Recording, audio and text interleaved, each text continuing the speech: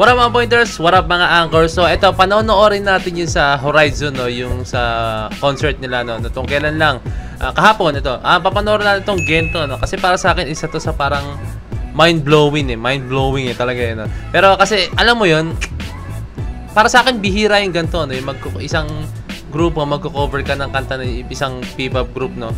Kasi parang, ewan ko, ngayon ko lang nakita, dito makikita yung puso ng Horizon talaga, no? Na walang kompetensya, walang kung ano man, no? At the same time nga, parang pinopromote pa nila yung yung kanta ng SB19 na Gento, no? Even though na alam natin yung kanta ng Gento is talagang grabe yung na-reach talaga, na. Pero syempre gusto rin ng Horizon na na ewan ko, hindi ko alam kung anong gusto kong iparating or gusto nang maparating or ng mga fans or ng management, pero para sa akin, they want to build a friendly relationship with SB19, no? Kasi ganoon naman talaga, na. Pero alam ko, in real life naman talaga magkakaibigan tong mga to, walang competition dito nangyayari, na. Pero ayun, nakakatuwa lang yung ganito, no? And yan, pinapakita nila na nothing is impossible pag gusto mo talaga, nothing is impossible pag talagang yung puso mo talaga is napaka-busilak talaga, no? So ayoko nang patagalin pa to, pero gusto ko talaga siyang i-critic, i-analyze kung anong pwede ko masabi regarding dito, no? Kasi hindi ko pala alam kung original choreography ng Gento ang gagawin nila or baka may iba silang ginawa mga steps, no? So eto na, ayoko nang patagalin pa. So without further ado, let us all watch this. Ayan. Hey! Nice! Post ko lang magiging challenge to sa Horizon kasi ang SB19 is 5, no? So, I don't know kung paano ang gagawin nila. I think may original na 5 blocking silang gagawin, tapos yung dalawa isisingit-singit sila kung saan pwede, no? Kasi medyo sakto lang naman kasi odd numbers naman, eh. So, yung umpisa nila, gano'n na gano'n, no? Yung sa SB19, no? Talaga yung steps, no? Pati yung, tayo natin kung tuloy-tuloy ganito rin.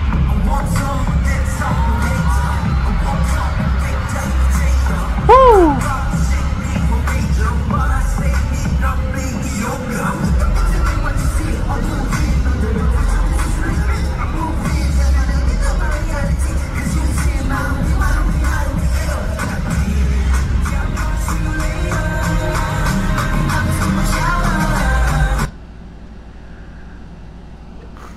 Damn!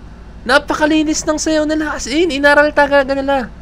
Inaral talaga nila. Hindi yung the point na sasayawin nila to para dance cover lang, mema-mema lang na. Pero, alam mo yun, in respect sa P-pop Kings, no, SB19 na, talagang inaral talaga nila. Talagang pinakita nila na, hindi kami pwedeng dito, hindi pwede basta-basta dance cover to, SB19 to, no? Kaya kailangan nila ipakita talaga yung pinaka-best nila dito, no? Para ma-introduce nila yung sarili nila. And syempre, in respect sa SB19, this is a worldwide song na talaga nakilala talaga, no? Kaya hindi pwedeng kung ano lang gawin nila rito. And talaga na-justify ng Horizon, ha? Shoutout dito sa Horizon, napakagaling. Every steps, every detail, napakalinis, klarong-klaro.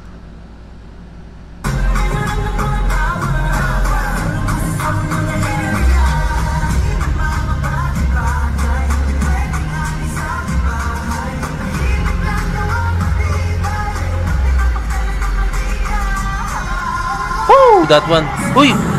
Pati yung tulak ginawa nila, yung adlib na tulak, oh.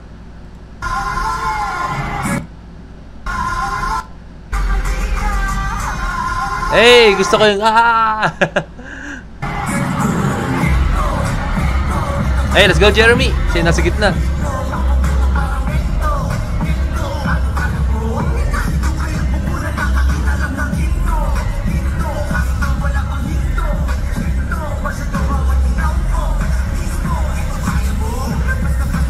Hey, that sequence. So, sequence talaga sa SB19 yan, Ulitin natin itong chorus, Kasi para sa akin, ang linis ng steps nila, as in.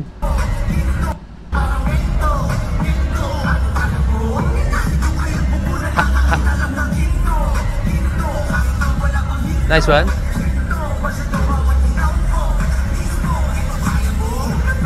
Hey, that sequence. Woo! Grabe, sino to? Sino to? Grabe, nagwawala. Sino to? Woo! Grabe intensity. Sino yun? Marcus? Si Marcus. Grabe intensity ng galaw niya, promise. Tenyo. Tenyo. Ay, sino ba na?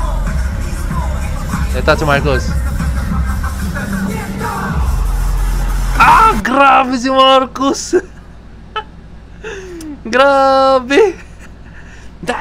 Gawin talaga siya, grabe!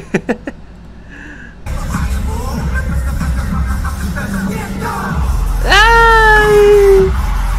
Uy, grabe! Wow! Pinapabilib ako na itong Horizon, ha?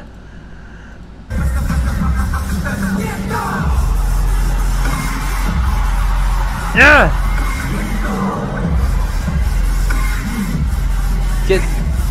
Kento. Pag pa. So, justify ba na rin body wave doon? Oh! Look at the form. Yan. Pati yung form. Yan. Pati yung form, inaral talaga nila na.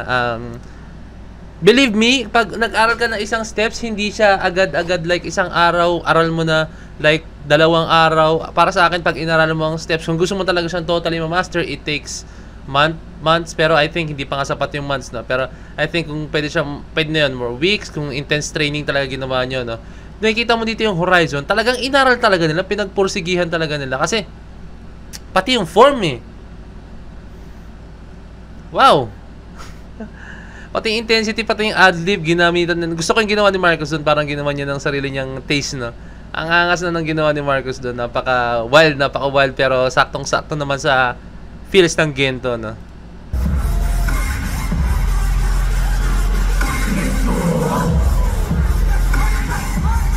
Basta. Hey! Patapos natin. Tapos na pala nila. Ito yung snake. Ang angas ng music dun, ah.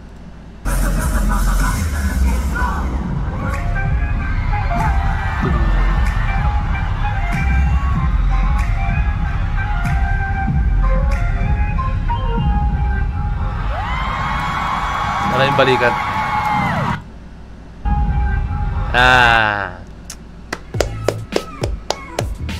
Grabe, napakagaling ng Horizon. Ano bang mga hindi kayang gawin ng mga bahatang to as in. So, pero syempre, para sa akin, top of the line pa rin talaga ang SB19. Nothing beats the original talaga. As in, nothing beats the original.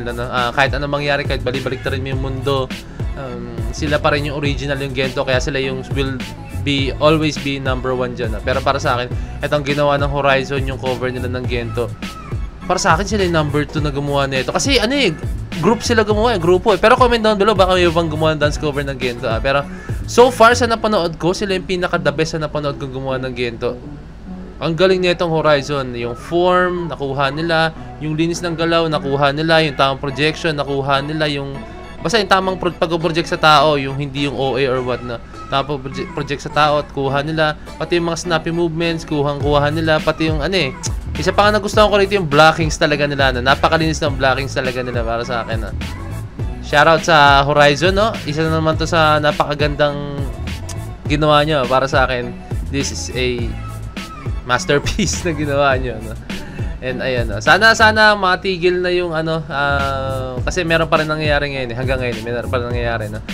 Yung mga kung ano-ano mang nangyayari sa fans, no? Pero sana matigil na yun, no? Kasi yung mga groups naman na kailan natin is talaga magkakaibigan naman sila, no? Huwag na sana nating palakihin pa, huwag na nating kaanuhin pa, no?